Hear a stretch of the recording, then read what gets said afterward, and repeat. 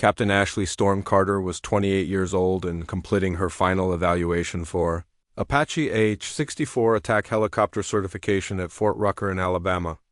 She had exceptional flying skills with perfect scores in navigation, weapon systems, and tactical maneuvers during clear weather. But there was one problem threatening her career before it truly began. Ashley struggled with flight control during adverse weather conditions, something her instructors saw as a dangerous limitation. Ashley, however, saw it as a challenge that could be overcome through a deeper understanding of aerodynamics and meteorology. Chief Warrant Officer Michael Thunder Rodriguez raised his concerns during her final weather evaluation, noting that her performance degraded significantly during simulated severe weather scenarios. Colonel Patricia Hurricane Thompson, the Apache Training Program Commander, warned Ashley that combat operations never waited for good weather and that her limitations could cost American lives. Her primary flight instructor, Major David Lightning Stevens, acknowledged her superior technical knowledge but stressed that flying an Apache required instinctive control when visibility dropped to zero and wind shears were trying to tear the aircraft apart. Ashley pushed back, arguing that her weather awareness was actually superior and that she was processing more environmental data than other pilots, learning to use it tactically. 7 months later, her theories were tested in the most extreme circumstances imaginable. A sophisticated enemy force had used the approaching Category 4 Hurricane Isabella as cover to establish a heavily armored beachhead near Galveston, Texas, deploying 15 main battle tanks and supporting infantry in a coordinated amphibious invasion that threatened critical infrastructure across the region. The hurricane's 150 miles per hour winds and torrential rain had grounded all conventional aircraft, and enemy forces calculated that American air power would be unable to operate in such conditions, giving them 12 to 18 hours to establish an unbreakable defensive position. Ashley was assigned to Apache Solo 1 for Operation Storm Break, tasked with providing close air support against enemy armor during the height of the hurricane. Chief Rodriguez, who had flown in from Fort Rucker specifically for the operation, remained deeply skeptical. He warned her that the wind shears alone could tear her aircraft apart and that zero visibility would make target identification nearly impossible.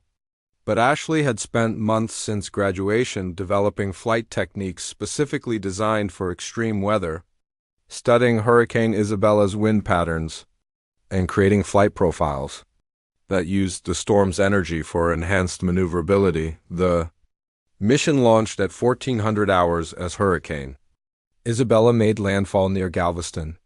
Ashley's Apache AH-64E took off from Ellington Field into conditions that should have made flight impossible, with horizontal rain, debris-filled air, and wind shears that changed direction and intensity within seconds. As she entered the hurricane's outer bands, she realized that all her theoretical preparation had given her insights into storm dynamics that no other pilot possessed.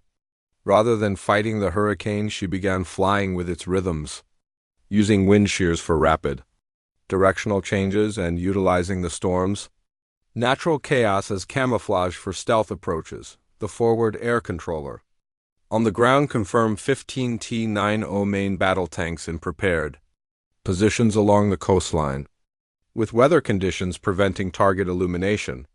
Ashley, however, had developed new approaches to target acquisition using the hurricane's unique characteristics. She explained to ground control that the massive temperature and pressure differentials generated by the storm were actually creating distinct thermal signatures that made enemy vehicles more visible, not less, using thermal imaging enhanced by the storm's temperature contrasts. She identified all 15 armored vehicles in their defensive positions and began her attack run. Instead of conventional approach patterns, she used the hurricane's wind currents to create unpredictable flight paths that made her Apache nearly impossible to track. Her first Hellfire missile found its mark despite conditions that should have made precision strikes impossible. One by one, she moved through her targets, her Apache dancing through the hurricane as if it had been designed for storm operations. The hurricane provided perfect cover while its wind patterns allowed for attack. Angles enemy forces could never anticipate or defend against. Targets continued to fall as she used the storm's eyewall, wind bands, and pressure systems as natural corridors that made approaches impossible in clear weather when enemy reinforcements arrived with 8 additional tanks and mobile surface-to-air missile systems. Traditional tactics would have required her to withdraw and wait for conditions to improve. Instead, Ashley engaged them directly, using the Hurricane as a tactical asset. She used wind shears to drop rapidly behind enemy lines and delivered strikes, with precision that amazed veteran ground controllers. The hurricane conditions that should have degraded her weapon's accuracy were enhancing it by providing stable, atmospheric pressure and eliminating variables that affected conventional targeting. She destroyed the reinforcement tanks and neutralized both SAM sites before enemy anti-aircraft systems could track her. The ultimate test came when enemy forces tried to use the Hurricane against her, timing their movements with wind gusts designed to disrupt her flight control. Ashley responded calmly, telling ground control that they had just made a mistake. They did not understand that she was not fighting the Hurricane, she was flying with it. Using her deep understanding of storm dynamics, she anticipated exactly how the Hurricane would affect enemy movements and positioned her Apache accordingly. Her final attack sequence used the storm's eyewall for rapid repositioning, wind shears for unpredictable approach angles, and pressure differentials for enhanced weapons accuracy.